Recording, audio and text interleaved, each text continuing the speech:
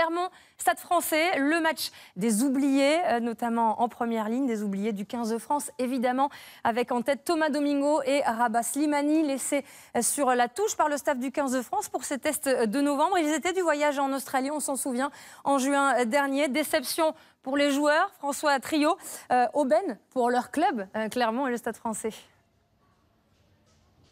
Oui Isabelle, bonsoir, d'autant que ces deux clubs disputent ce soir la première place du top 14, c'était les Dauphins de Toulon. Alors effectivement on connaît la confrérie des piliers, ce soir on a eu droit à la solidarité des piliers internationaux écartés, Slimani à droite, Domingo à gauche. Ils ont de quoi parler, notamment de l'équipe de France qui joue à ce moment-là au moment de l'échauffement. Eh bien en équipe de France, regardez, c'est Jules Puissant l'échauffement, il a sous ses yeux Camille Lopez, un de ses opposants, un de ses concurrents au poste de numéro 10. Voilà donc l'échauffement ici à Clermont était clairement tourné vers Marseille et le choc des Fidji, un choc franco-fidjien entre Nalaga et Julien Thomas, une mêlée parisien qui va sortir après moins de 10 minutes, un choc qui n'est pas sanctionné par Monsieur Chalon, ce qui va déclencher la colère du banc parisien. Le drop de Plisson, c'est le Stade Français qui réussit la meilleure entrée dans ce match, un premier quart d'heure parisien, un drop de Plisson, une pénalité 6-0 pour des Parisiens qui emballent le match. Mais la réaction des Clermontois ne se fait pas attendre après une action d'1 minute 30. C'est le jeune Yato, le troisième ligne fidjien qui démarre, qui est au relais, qui est au déblayage, qui permet à ce ballon de vivre. Rado qui le sort pour Fritz Lee. Fritz Lee, le troisième ligne néo-zélandais qui aplatit le premier essai. Voilà, 16e minute, Clermont qui passe en tête, 16-6 pour les Clermontois, donc qui se sont fait une petite frayeur, une entrée un peu diesel dans ce match et qui ensuite ont déroulé. D'autant que le Stade Français écope d'un carton jaune à son capitaine Rémi Bonfils pour faute répétée, et les Clermontois qui emballent dans la foulée, profitant de cette supériorité numérique, des longues séquences, du rythme, des libérations rapides et des passes acrobatiques comme ici Cudmore pour Brock James qui croise avec Rougerie, la percussion de Rougerie sur Jérôme Filleul qui a remplacé Julien Thomas, le ballon qui ressort, c'est bien joué avec Nakaïtassi qui détend son bras, il était centre la semaine dernière, il était à l'aile aujourd'hui et il marque un essai donc important qui permet à Clermont de mener 14-6. Clermont qui domine cette deuxième partie de première mi-temps, Clermont qui déroule et qui pourtant va commettre des fautes répétées là encore, et Clermont se retrouve à 14. Vous avez prévenu.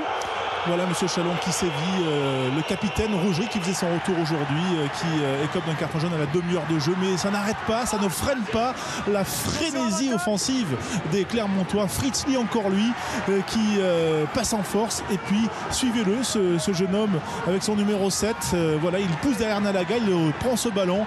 Pesseli Yato, on l'avait découvert la semaine dernière à Bayonne pour sa première titularisation, il marque là son premier essai pour sa première devant le public clermontois, lui qui avait déjà inscrit 9 essais avec les Espoirs en 4 matchs. Rabah Slimani est plutôt circonspect à la mi-temps, 27-9, car James a inscrit 2 pénalités supplémentaires, et à la 42e minute, les Clermontois vont à nouveau insister, marteler par du jeu offensif sur une mêlée, du relais, les avants, les trois quarts, toutes les formes de jeu sont présents ce soir à Michelin dans un stade comble, on se régale, les libérations sont rapides, on revient dans le sens, et ensuite donc Nalaga qui conclut pour son 75e essai au top 14 depuis 2006, son 3e de la saison, et surtout le 4e des Clermontois qui donc ont déjà le bonus défensif d'entrée de la deuxième mi-temps. 32-9, regardez, encore qui Napoléoni Nalaga en forme internationale, on l'avait vu aussi à Bayonne inscrire un essai tout en force avec un magnifique raffut la semaine dernière. Là c'est une autre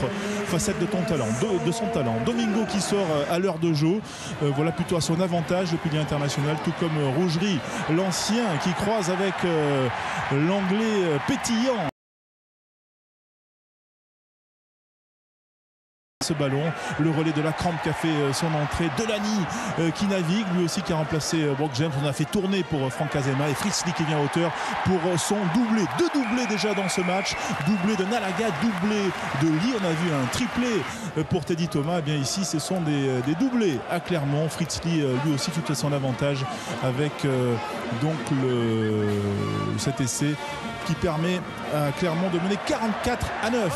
et un autre doublé, celui du jeune Yato. Voilà, démonstration aussi de vitesse et de force avec le raffut. 21 ans, il a ravi le public de Michelin. 78e minute, 51-9, laissé transformé sur ce ballon laissé tomber par Lavala, symbole du calvaire des Parisiens, qui était resté sur 2 victoires consécutives. Voilà, une défaite à 0 points pour les Parisiens, une 5e victoire à domicile pour les Clermontois.